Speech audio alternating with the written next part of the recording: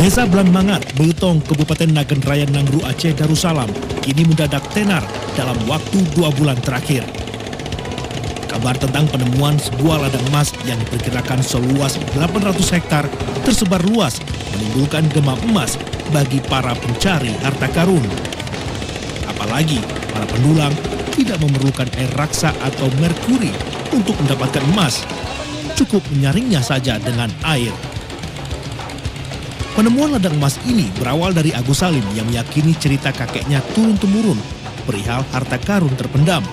Berawal dari rasa penasaran, Agus Salim tak menyangka bisa menemukan emas seberat 2 kg dengan menggunakan alat berat backhoe. Jadi saya dengar sejarah zaman itu, Pak. Jadi sejarah zaman itu dulu kayak kita juga sekarang. Dulu ada tambang. Tambang itu, Pak, tambang istilahnya tambang manual. Orang zaman itu. Sebelum ada kakek kita, udah ada tambang manual sini. Jadi setelah itu, saya mencoba lah.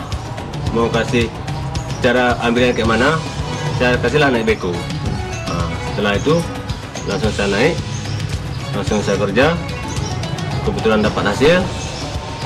Setelah dapat hasil itu udah saya tambah lagi. Jadi udah banyak lah masalah tambang ini.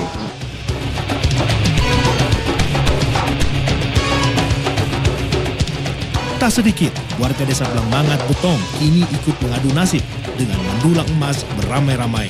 Apalagi nilai jual emas cukup menggiurkan.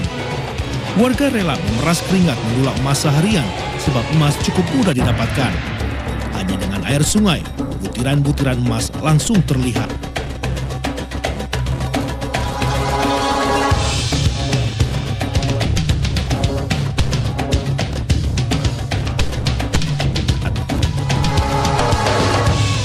Jika sudah terkumpul banyak, keuntungannya pun dapat segera diterima dengan menjual emas ke pengepul dengan harga yang bersaing.